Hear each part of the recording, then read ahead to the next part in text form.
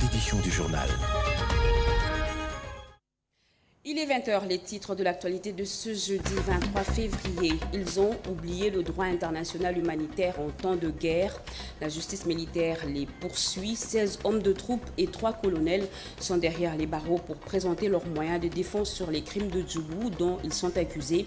Mutilation des cadavres, entre autres. Également au sommaire en Tunisie, ça craint pour les autres Africains, les Congolais notamment. Ils sont terrés chez eux par peur d'actes xénophobes consécutifs à un discours politique à la limite raciste. Nous irons à Tunis au contact d'une Congolaise qui décrit une situation alarmante et à Kinshasa, l'ambassadeur tente de rassurer. Encore des flammes de feu qui ravagent des maisons, une vingtaine cette fois-ci à Bukavu en début de matinée. Promiscuité, constructions anarchiques, méconnaissance totale de principes urbanistiques en tout cas. Le cocktail est explosif et le danger est imminent. Voilà pour les titres. Mesdames et messieurs, bonsoir et très heureuse de vous retrouver à travers cette grande édition d'information sur la RTNC. C'est une imposante usine de traitement d'eau de la Régie des eaux qui vient d'ouvrir ses vannes à Binza, aux zones dans la commune de Ngaliema. Ce module, avec une capacité de 110 000 mètres cubes par jour, a été inauguré dans la matinée par le président de la République, Félix-Antoine Tshisekedi Tshilombo. Cette nouvelle usine apporte une plus-value pour la population de des communes de l'ouest de la capitale. Regardez. Un gigantesque complexe industriel de traitement d'eau. L'ouvrage qui sort des terres ici au quartier Binza Ozone, dans la commune de Ngaliema, est simplement éblouissant. Avec une capacité de production journalière de 110 000 mètres cubes d'eau, l'usine n'est pas un édifice de trop. Sa mission, augmenter substantiellement la production d'eau potable qui jusque-là était largement inférieure à la demande potentielle des abonnés de la partie ouest de la capitale. Ozone va traiter et fournir de l'eau potable aux populations des communes de Ngaliema, Mongafula, Kintambo et Selembao, des municipalités dont la plupart des robinets ont longtemps servi de simples décors aux utilisateurs. Véritable pari gagné pour le chef de l'État, Félix-Antoine Tshisekedi Tshilombo, qui, à travers ce geste de haute portée sociale, vient de lever le drapeau blanc, mettant ainsi fin à la guerre de l'eau dans une bonne partie de la ville de Kinshasa. Excellence, Monsieur le Président de la République, chef de l'État, cette œuvre est la vôtre. Elle est la matérialisation de votre vision. Alors que la nature nous a dotés d'immenses réserves en eau douce, plus d'1 500 000 personnes ont eu de la peine durant 10 longues années à accéder à l'eau potable au robinet en quantité suffisante et de bonne qualité.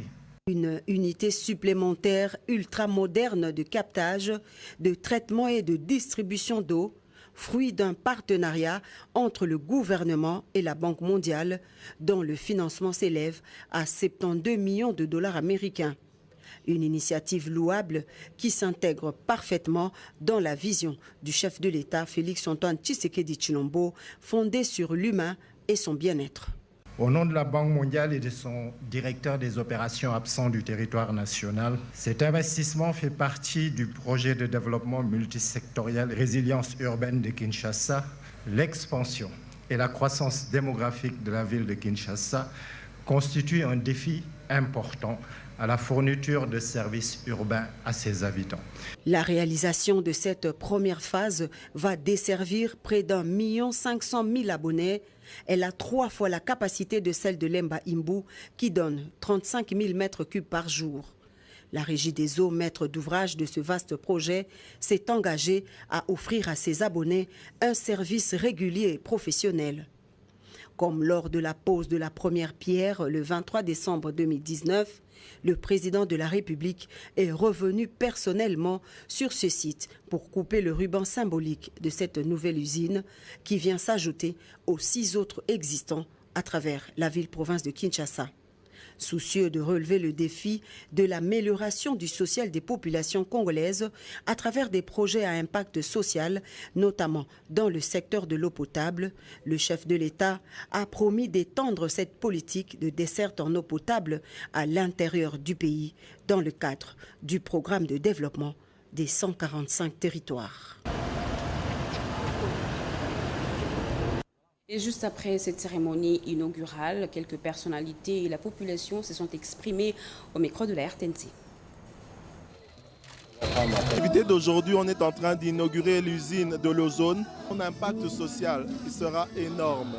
La population de Kinshasa se plaint du manque d'eau. Bientôt, le problème d'eau dans toutes ces régions-là n'existera plus. Cette inauguration, c'est une des grandes réalisations du chef de l'État. Déjà, avec les essais, on continue à fonctionner et on va améliorer au fur et à mesure que nous avançons. C'est comme l'usine de Lembaïmbo. Un sentiment d'immense joie et surtout que je suis parmi les privilégiés qui vont en bénéficier directement parce que j'habite le quartier. En tout cas, pour moi, je jette beaucoup de fleurs au chef de l'État parce qu'il a vraiment réalisé la promesse faite à la population de Kinshasa. Et c'est aussi l'occasion pour moi d'appeler toute la population quinoise à vraiment saluer cette œuvre grandiose. Le ministre l'a dit, nous devons protéger cette œuvre et en être fiers. Ma réaction, c'est la joie. Aujourd'hui, nous avons de l'eau dans beaucoup de quartiers. Donc pour moi, c'est une joie. Parce que j'ai même mon opératrice de saisie qui me dit que non, maintenant l'eau en abondance dans la salle de bain. Vous voyez que vous étiez habitués à prendre un seau, aller chercher de l'eau très loin dehors et ramener maintenant dans la salle de bain pour vous laver. Dans les quartiers où on doit desservir la population, l'eau c'est 24 heures sur 24. L'essentiel est que les moteurs tournent. En tout cas, bisonyo, sokotonyo, soyozon, yangalie maawa, tomoni mai, en tout cas, to fongoli pena, tomoni mai, esobima, na ba robinet, to sepeli, en tout cas, mokonzamboka, to sengi na yo kaka merci, na ndenge osili koko misabiso, na ba pasi ya mayo esili biso, en tout cas, to sepeli makasi. To umeli pe vraiment na ba pasi ya mai. Ya mikolo ebele komona bozangi mai bokomi kende koluka na ba source en tout cas mikolo tomoni vraiment ya solo mai penza yeye. La ville de Bukavu, encore une fois victime d'un incendie, une vingtaine de maisons a pris feu au quartier Nyalukemba. Les causes de cet accident malheureux ne sont pas encore élucidées. Certains parlent d'un court-circuit électrique dans une maison et les feux se sont propagés suite des constructions anarchiques et des manques de respect des normes urbanistiques. Bilan, 31 maisons parties en cendres et d'énormes dégâts matériels. C'est un reportage de la RTNC Bukavu. 21 maisons complètement calcinées et des dégâts matériels importants, tel est le bilan d'un incendie survenu le matin de ce jeudi 23 février au quartier Nyalukemba aux alentours du cimetière des Rosises dans la commune à Dibanda. Le chef de quartier Nyalukemba Deo Koura Sabati a fait savoir que plus de 90 ménages ont été touchés par ces sinistres et restent sans abri. Un jeune homme d'une vingtaine d'années a été brûlé aux mains pendant qu'il sauvait un enfant des lignes des maisons en feu, ajoute le chef de quartier Nyalukemba. Des sources concordantes indiquent que l'incendie a été causé par un court-circuit et que les constructions anarchiques et bien sûr la promiscuité des maisons ont accéléré la propagation du feu. Il y a certaines sources qui parlent d'électricité et d'autres qui parlent du gaz.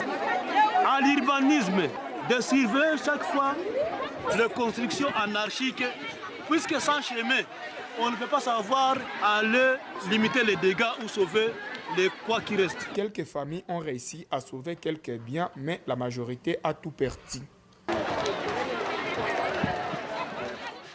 Rendons-nous en dehors de nos frontières, plus précisément à Tunis, en Tunisie. Certains ressortissants congolais installés là-bas ont la peur au ventre et vivent dans le traumatisme, cloués dans des maisons par peur d'être inquiétés suite à la situation politique sur place face aux immigrants. Nous avons joint au téléphone une Congolaise enfermée chez elle. Ses enfants ne savent plus aller à l'école. On écoute le témoignage de cette mère traumatisée. J'habite à Sousse. Ce qui se passe actuellement ici, ça fait peur. On ne sait pas sortir, on ne sait pas faire des achats. Moi qui vis avec des enfants à la maison, on a tous peur de sortir, même d'aller acheter quelque chose au coin. On se sent en insécurité. Aussi, je suis partie voir la dame qui s'occupe des documents pour les étrangers. C'était à l'immigration. La dame elle-même m'a dit de ne pas sortir, de rester à la maison avec les enfants parce que la situation actuellement elle n'est pas bonne. Et aussi, elle m'a dit qu'il y a beaucoup de contrôles qui se passent au niveau des Noirs. C'est un peu ça. On est vraiment traumatisé, on ne sait pas vraiment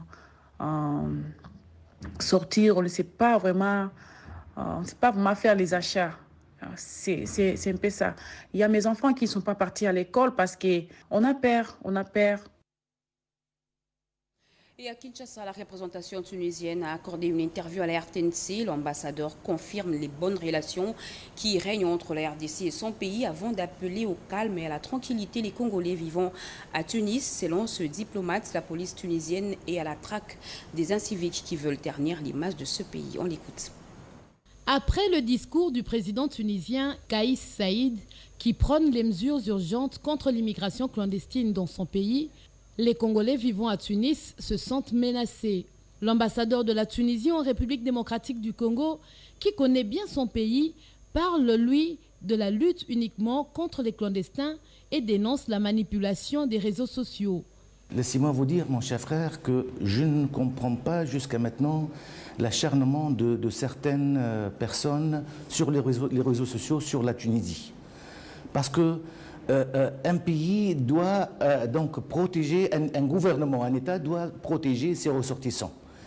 Et vous êtes en train de voir maintenant ce qui se passe, par exemple, donc, à l'est du pays. Maintenant, nous avons le même problème. Il y a des immigrés, un grand nombre d'immigrés qui viennent maintenant, depuis quelque temps, en Tunisie, et qui sèment la terreur. Par exemple, une ville portière, donc, comme la ville de Sfax, qui est la capitale économique, il y a des gens qui sont donc, au centre-ville avec des machettes, qui tuent, qui violent. Le problème, c'est qu'il y a donc, un phénomène d'afflux massif d'immigrés clandestins.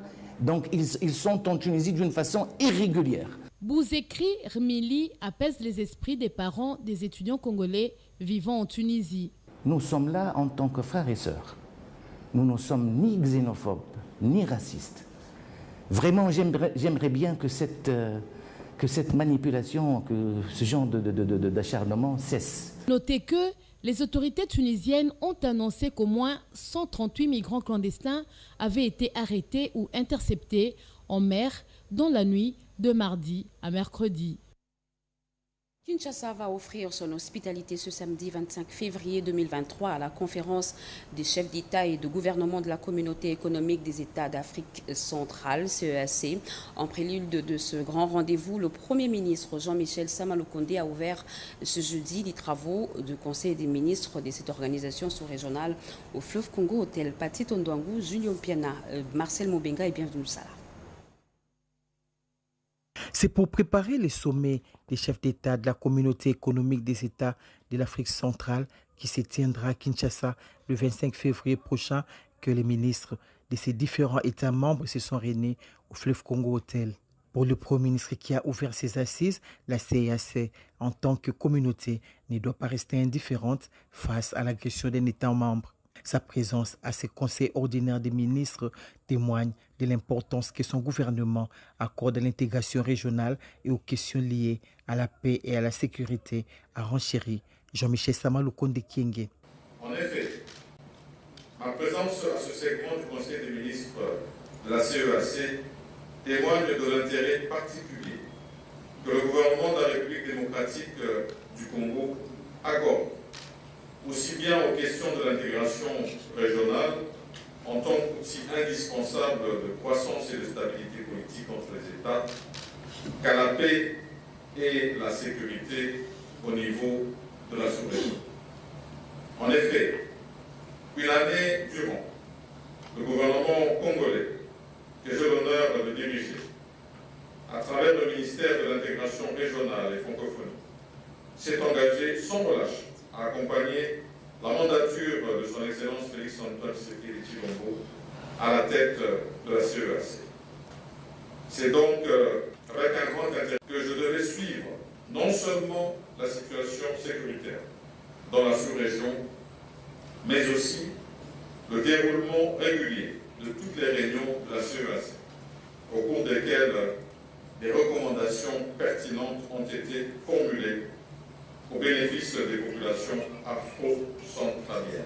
Didier Manzenga, ministre de l'intégration régionale, est revenu sur les différents points à aborder lors de cette réunion, parmi lesquels l'examen de la situation politique et sécuritaire en Afrique centrale. L'examen minutieux de toutes ces matières nous permettra de formuler de pertinentes recommandations à la conférence des chefs d'État et de gouvernement de la CAC. Outre cette question sécuritaire, cette rencontre ordinaire des ministres de la communauté économique des États d'Afrique centrale va également traiter d'autres questions importantes de la région. Modeste Bahati est arrivé ce jeudi à Goma, dans le Nord Kivu. Le président de la Chambre haute du Parlement est en route pour Bukavu, où il va accomplir son devoir civique qui va faire de lui éligible et électeur. Son arrivée à Goma a mobilisé tout naturellement les Gomatraciens venus en masse à l'aéroport pour l'accueillir. Regardez. Il est en partance pour Bukavu. L'honorable président du Sénat et autorité morale de l'Alliance des forces démocratiques du Congo et allié à FDCA, le professeur Modeste Bahati, accompagné du vice-président national du parti, le professeur Placide Mutabunga, est arrivé à Goma, chef-lieu de la province du Nord Kivu, le jeudi 23 février à 12h, heure locale. Accueilli au bas de la passerelle par le vice-gouverneur de province, le commissaire divisionnaire Jean-Romuald Ekouka-Lipopo, en présence du président fédéral de l'AFDC Nord Kivu, le professeur Kinyata Sylvestre et d'autres cadres et membres de cette fédération. Comme vous le savez, le pays est en guerre, il est agressé. Nous sommes venus renforcer le moral de nos troupes qui sont au front. Nous nous rangeons tous derrière le commandant suprême des forces armées de la République démocratique du Congo, son Excellence Félix Antoine Tshisekedi Tshilombo, et également notre soutien total aux forces armées de la République démocratique du Congo et aux forces de sécurité. Nous saisissons cette occasion pour exprimer notre compassion envers les populations qui sont déplacées. Sauf changement de dernière minute, l'autorité morale de l'AFDCA se rendra à Bukavu ce vendredi 24 février pour accomplir son devoir civique en s'enrôlant en vue d'être éligible mais aussi électeur. Leader très écouté au Kivu, Bahati Lukwebo profitera de son séjour dans cette partie du pays pour sensibiliser la population du Grand Kivu à se faire enrôler massivement pour avoir le droit de vote et donner ainsi un second mandat au candidat de l'AFDCA à la présidentielle de 2023. Je cite Félix Antoine Tshisekedi Tshilombo. Et ces officiers supérieurs de l'armée envoyés à la cour militaire de l'Ituri, ils ont eu le vilain plaisir de tuer, de piller et de mutiler les cadavres en territoire de Djougou. 19 militaires, dont 3 colonels des FARDC, vont faire face à la loi lors de l'audience publique qui se tient à la tribune de Bunia. Regardez. À la tribune officielle de Bunia, 19 militaires comparaissent devant la cour militaire en audience publique. Il s'agit de 3 colonels, 2 majors, 4 capitaines, 1 lieutenant et 9 autres soldats. Ils sont poursuivis pour crimes de guerre par meurtre, par pillage et par mutilation de cadavres, a dit le ministère public. Des crimes commis pendant les opérations militaires contre les miliciens Codeco entre 2021 et 2022 en territoire de Djougou, a indiqué le colonel magistrat Joseph Makelele, auditeur supérieur. Objectif, mettre fin aux antivaleurs au sein de l'armée en Ituri, mission confiée par le chef de l'État au gouverneur militaire, le lieutenant-général Luboyanka Johnny, exécuté sans faille. À l'ouverture ce lundi 20 février 2023, il a été question de mettre le prévenu au courant de leurs charges. Ils se font assister de leurs avocats respectifs. Ces procès englobent plusieurs dossiers, dont celui de l'attaque de l'hôpital d'Itendei, du convoi de l'équipe d'MSF, de pillage et meurtre, a dit le ministère public. Cette audience publique, dirigée par le premier président de la cour militaire de l'Ituri, le colonel magistrat Djenga Akelele Kelly, est renvoyée au mercredi prochain pour le début de l'instruction des dossiers. Revenons à Kinshasa où des têtes d'érosion s'avancent à une allure inquiétante. Nous sommes à l'est de la capitale, précisément à la terre jaune dans la commune de Lantélé. Déjà, des familles victimes de cette catastrophe naturelle passent la nuit à la belle étoile car des maisons ont été englouties par ces érosions qui menacent également la route inaugurée l'année passée par le chef de l'État. Des cris d'alarme de la population ainsi que de la notabilité sont lancés. Au cœur de Kinshasa, dans le quartier Passa, dans la commune de Lansele, cette route nouvellement asphaltée est menacée. Cette tête d'érosion a déjà englouti plusieurs parcelles et commerces. Elle s'avance comme l'ombre de la mort. De familles fragilisées, elles enchaînent de nuits blanches. L'érosion cause également l'insécurité et accentue le phénomène Kuluna à cause du manque d'électricité. Conscient du danger, la notabilité du coin et la population interpellent le gouvernement. La situation, je pense qu'ils allaient regretter. Au mois de juillet de l'année dernière, la visite du président Félix Tshisekedi avait suscité de l'espoir. Aujourd'hui, détresse semble prendre les déchus.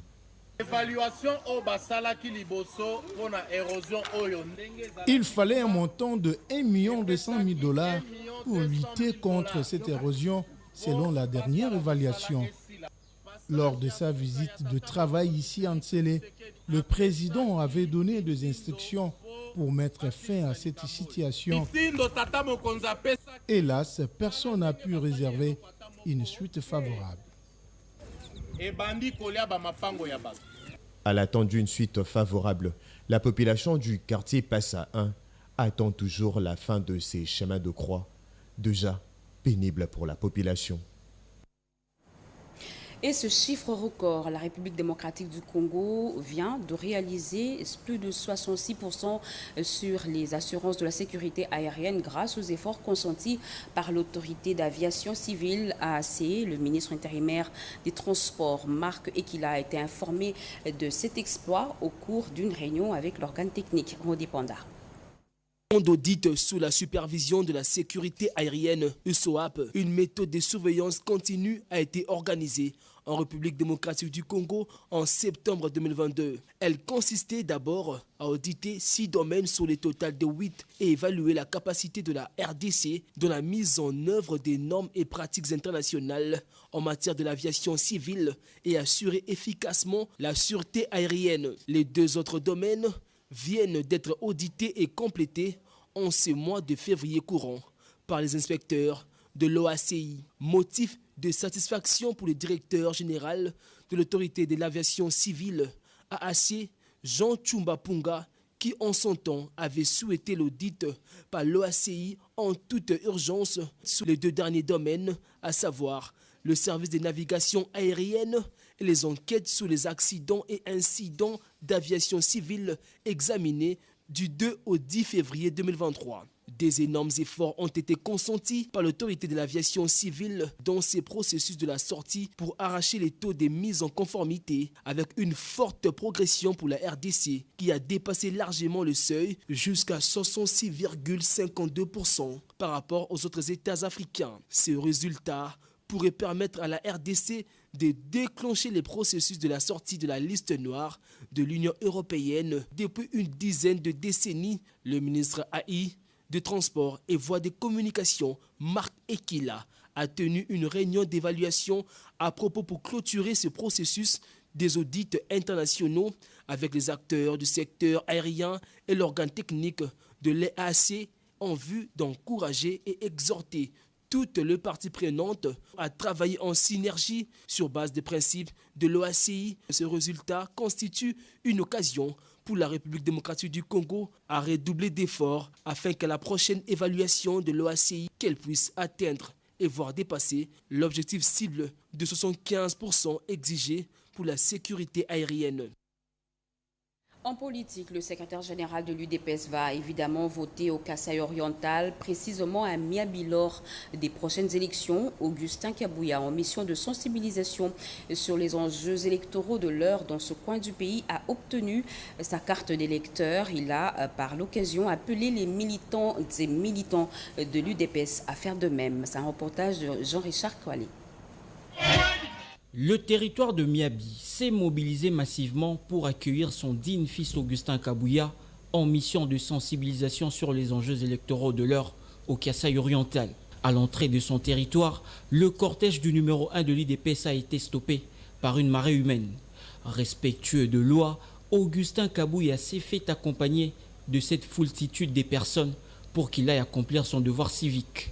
Sous une escorte monstre des habitants de Miabi, le secrétaire général s'est rendu dans le centre situé dans l'école Kabamba Mukola de Miabi pour se faire enrôler. Après avoir rempli toutes les formalités d'usage, Augustin Kabouya a obtenu sa carte d'électeur. Nous ne pouvons pas prétendre donner une majorité au chef de l'État si nous ne passons pas par la première étape, l'obtention de la carte d'électeur. Peut-être les gens peuvent se poser des questions. Comment lui qui habite Kinshasa est venu faire son enrôlement ici dans son territoire? Et je dois prouver à la face du monde que je suis responsable d'un grand parti politique. Même chez moi, tout le monde est membre de l'IDPS. Ma base ne voulait même pas que je me déplace. Ma base voulait que la CENI vienne vers moi. Moi, j'ai dit non. Je dois être respectueux de la loi du pays qui demande à tout Congolais de se diriger vers les centres d'enrôlement pour obtenir sa carte d'électeur. Pour lier la parole à l'acte, Augustin Kabouya était devant la base de son parti, à côté du bâtiment administratif de Miabi, pour sensibiliser ses frères et sœurs sur un enrôlement massif. Le premier vice-président de l'Internationale socialiste a appelé au calme et condamné les actes de violence du 7 février dans la cité de Boya suite au conflit coutumier. Parlons du centre de formation professionnelle et l'IKEA à Moissy. Quelles sont les activités qu'il organise? À quand date sa création et quelles sont les perspectives d'avenir? Eh bien, ce centre a ouvert ses portes au public aujourd'hui lors d'une journée porte ouverte pour tenter de répondre à toutes ces questions. Gaëtan Magalano. Un jeudi porte ouverte au centre de formation professionnelle et l'IKEA à Moissy. Objectif pour sa coordonnatrice Benoît Mouyaya de sensibiliser la population RD congolaise sur le fonctionnement de ces centres. Autre objectif poursuivi, promouvoir les différentes filières qui organisent ces centres, tels que décrits par l'un de ses collaborateurs. Les enregistrements n'ont pas de limite. Nous serons bilingues parce que nous commençons d'abord à leur faire maîtriser l'alphabet en lingala. Et de temps à autre, nous aurons des moments libres pour que nous puissions discuter. Parmi les invités figure Ritama Sengu, chargée de relations sociales et publiques de la Robank, qui n'a pas caché ses sentiments de voir une femme œuvrer pour l'émancipation de la femme délaissée. C'est une très belle initiative que nous n'allons pas hésiter d'accompagner. Ça donne une confiance à la femme dont on a besoin pour les femmes d'aujourd'hui, pour les filles d'aujourd'hui. C'est vraiment un exemple à suivre. En tout cas, il faut pas lâcher. C'est jamais facile, mais il ne faut pas lâcher. C'est un pas après un autre. La coupe et couture, l'alphabétisation, l'informatique, le numérique, l'apprentissage de l'anglais, deux filières mises à la disposition des apprenants au centre de formation l'IKEA à Moissy pour une durée de 3 mois, en raison de 3 jours par semaine, dans le souci d'outiller le Congolais et Congolaises un métier leur permettant de se prendre en charge. J'ai enseigné des cadres, mais je suis aujourd'hui négligé. Ce cri d'alarme est lancé par le professeur émérite Mulumba Kachi au gouvernement congolais. Un cri de cœur qui engage tous les professeurs d'université publique aujourd'hui en grève générale. Il est au micro de Jacques Mégy. Je suis content d'avoir formé mes compatriotes. Je suis énormément, partout où je vais, même dans les avions, il y a toujours quelqu'un qui m'aide. Mais le mot que je voulais dire, c'est ceci. Le gouvernement semble oublier un peu la carrière enseignante. Sans ressources humaines, le pays ne peut pas évoluer. Vous avez la matière, mais vous n'avez pas des gens qui peuvent traiter la matière, ça ne peut pas aller. Vous avez les mines, vous n'avez pas des ingénieurs de mines, ces mines-là, vous allez traverser les mines et vous ne saurez pas que c'est important. Donc, il faut des ressources humaines, des gens formés qui le font. Mais les gens formés, ce sont ceux qui enseignent dans un établissement supérieur spécialisé, donc à l'université. Mais le gouvernement oublie ça quand même. Ce n'est pas normal, ça. Je ne peux pas citer d'autres métiers où, quand ça arrive, le gouvernement, même les enterrements, fait tout, mobilise les populations pour aller. Mais pour les enseignants, on nous fait nous souffrir. Pour avoir le mieux, le peu que nous pouvons avoir, les miettes et manger, survivre, parce que nous survivons avec ce que nous donnons, ne vivons pas. Mais alors ça traîne là. Je trouve qu'il faut qu'on raisonne pas à ce niveau-là. C'est vous qui décidez, parce que ce n'est pas nous. Nous, de l'autre côté, nous sommes vos employés. Mais vous qui décidez, n'oubliez pas que c'est la sous-société. C'est nous qui vous formons pour aller décider. Mais vous décidez, vous mangez seul, vous nous oubliez. Là, ça ne va pas du tout. Maintenant, nous sommes de nouveau en grève. L'Afrique veut ouvrir le marché d'assurance. C'est l'une des décisions prises au cours d'un dîner d'affaires organisé à l'honneur des membres des fédérations des sociétés africaines de droit national africain, FANAF, par la SONAS. Yolande Voka. Dîner d'affaires en l'honneur de tous les membres de la Fédération des sociétés d'assurance des droits nationaux africaines, organisée par le premier assureur congolais qui est la SONAS, a pour but de changer et de partager les expériences dans le monde d'assurance. Cette 47e Assemblée générale a permis aux participants de comprendre comment exploiter son maximum potentiel de croissance pour une prospérité partagée. Moment également pour le directeur général de la SONAS, Clément Désiré Kabongo Moba, de peindre le tableau de la SONAS, de l'époque du monopole jusqu'à l'heure de la libéralisation du secteur des assurances. L'occasion nous est donnée, ici et maintenant, pour partager de façon succincte l'histoire et l'expérience de la SONAS SA que nous résumons autour de deux temps forts. Premier temps, la SONAS à l'époque du monopole. Deuxième temps, la SONAS à l'heure de la concurrence. Créée en 1966, la SONAS SA, entreprise publique, a évolué dans un contexte monopolistique des assurances et ce jusqu'en 2019.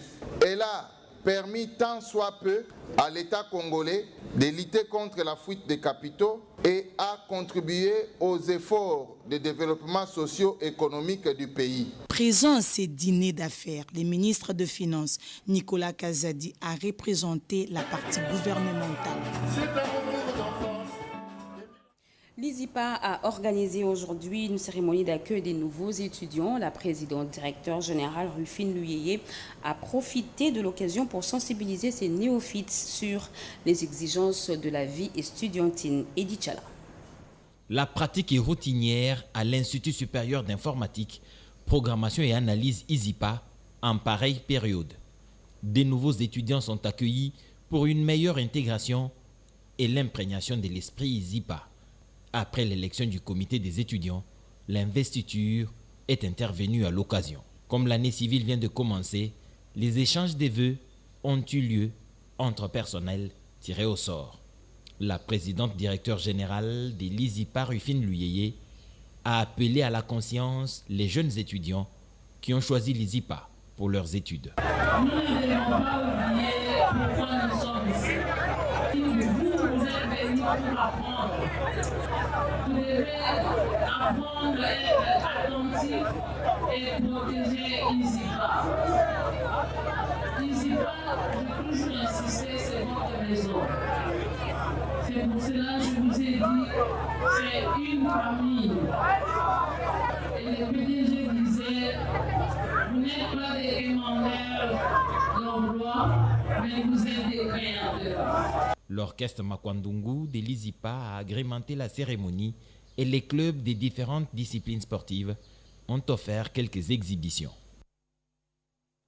Fin de ce journal, mesdames et messieurs. Merci de votre fidélité. Merci à vous qui nous suivez à Kambadara, dans la commune de Lansele, à Kinshasa et partout ailleurs sur satellite. Vous êtes sur la RTNC. L'actualité continue sur nos antennes. Retrouvez à 23h Serge Merlin Mata. Moi, je vous reviens demain à 20h avec le même plaisir, Inch'Allah. Très bonne suite de programme sur la chaîne nationale. Au revoir.